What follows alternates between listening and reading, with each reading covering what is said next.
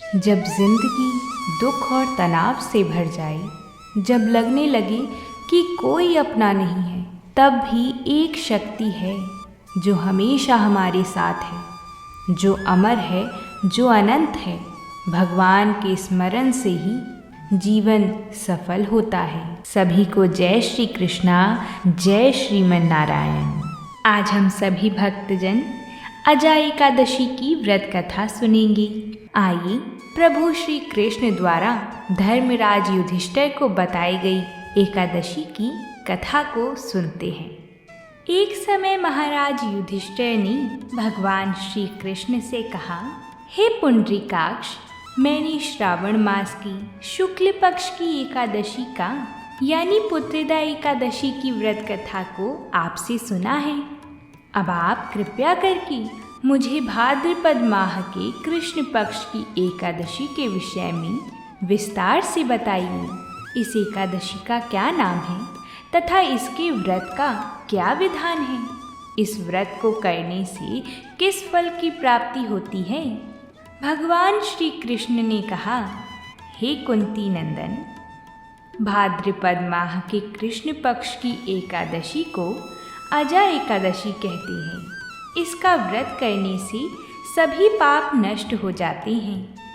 यह एकादशी का व्रत करने मात्र से सभी पापों का नाश होता है। इस एकादशी से मनुष्य के इस लोक और परलोक दोनों का उद्धार हो जाता है। इस एकादशी व्रत के समान संसार में दूसरा कोई व्रत नहीं है। अभी मैं तुम्हें इस पतित पावनी एकादशी की कथा सुनाने जा रहा हूँ। अंततः तुम इसे बड़े ध्यान पूर्वक सुनना। प्राचीन काल में भगवान श्री रघुकुल शिरोमणि श्री रामचंद्र जी के वंशज राजा हरीशचंद्र हुए थे। राजा अपने जीवन काल में अपनी सत्यनिष्ठा और प्रामाणिकता के लिए प्रसिद्ध थे। राजा हरीशचंद्र अपने शासन काल में अपने वचन और कर्म से अपनी प्रजा एवं तीनों लोकों में प्रसिद्धि के पात्र बन चुके थे। अंततः इसी कारणवश देवताओं ने एक बार उनकी इन्हीं सत्यनिष्ठा की परीक्षा लेनी चाहिए। एक रात राजा हरीशचंद्र ने अपने स्वप्न में देखा कि ऋषि विश्वामित्र जी को उन्होंने अपना सारा राजपाट दान में दे दिया है। राजा यह स्वप्न देखकर वह बड़े ही विचलित हो गए। उन्होंने प्रातः काल उठकर अपनी पत्नी से यह स्वप्न का सारा वृतांत सुनाना चाहा, किंतु उसी क्षण उनके द्वार पर महर्षि विश्वामित्र जी पधार चुके थे। उन्होंने दरबार में आकर राजन से कहा, हे राजन, मुझे यहाँ देखकर आप चकित ज़रूर हो गए होंगे। यदि नहीं तो आप मेरे इन वचनों से अवश्य हो जाएंगे। हे राजन, आप एक सत्यवादी राजा हैं। अंततः आपने जो अपने स्वप्न में मुझे जो अपना राज्य दान स्वरूप दिया है, मैं उसे ही लेने आया हूँ। महर्षि विश्वामित्र जी की बात सुनकर सभी दरबारी आश्चर्यचकित हो उठे, किंतु जब राजा हरीशचंद्र जी ने महर्षि विश्वामित्र के वचनों को सार्थक करते हुए राजा ने सत्यनिष्ठ व्रत का पालन करते हुए संपूर्ण राज्य महर्षि विश्वामित्र जी को सौंप दिया।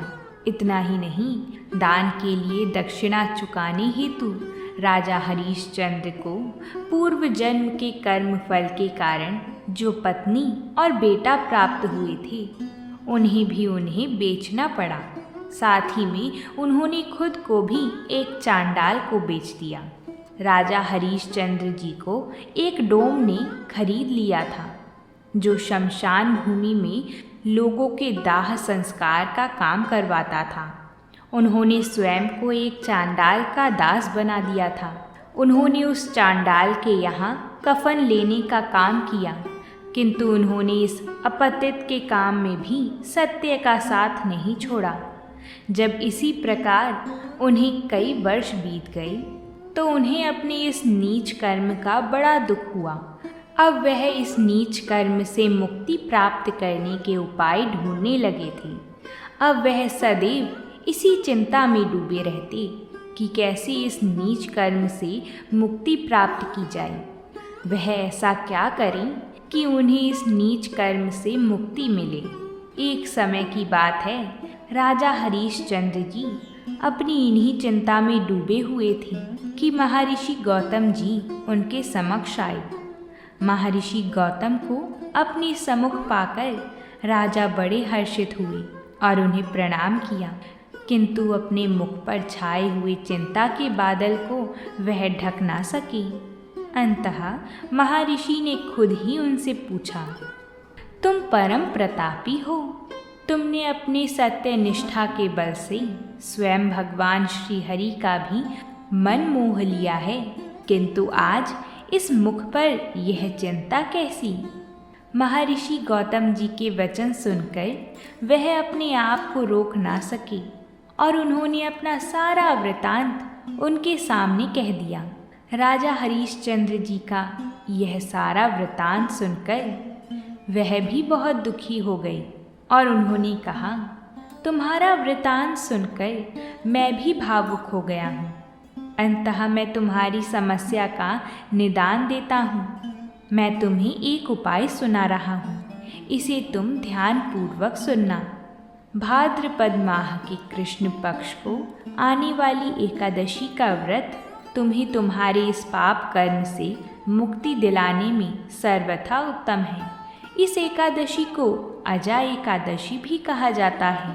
अंततः तुम इस एकादशी पर भगवान श्री हरि का ध्यान धरते हुए अपनी पूर्ण श्रद्धा से इस व्रत का अनुष्ठान करो और रात्रि जागरण करके प्रातः शुद्ध जल से स्नान करके आमंत्रित ब्राह्मणों को सात्विक भोजन करवाने के पश्चात खुद भोजन करके व्रत का समापन करो। अपने इस पुण्य कर्म के प्रभाव से तुम्हें निश्चित रूप से अपने इस पाप कर्म से मुक्ति प्राप्त होगी। इतना कहकर अंतर्ध्यान हो गए। महर्षि के कथनानुसार राजा हरीशचंद्र जी ने पूरे विधि विधान से भाद्रपद माह के कृष्ण पक्ष को आने वाली अजा एकादशी का व्रत किया और रात्रि में जागरण करके प्रातःकाल ब्राह्मणों को भोजन करवाने के पश्चात खुद भोजन करके व्रत का समापन किया। इस व्रत के प्रभाव से राजा हरीशचंद्र जी सभी पापों से मुक्त हो गए। उनके इस व्रत का प्रभाव इतना प्रबल था कि स्वर्ग लोक में नगाड़े बजने लगे थे। स्वयं ब्रह्मा, विष्णु और महेश राजा हरीशचंद्र जी को अपने समक्ष खड़े देखने लगे। उन्होंने अपने मृत पुत्र को जीवित और पत्नी को राजसी परिधान में आभूषण से परिपूर्ण देखा।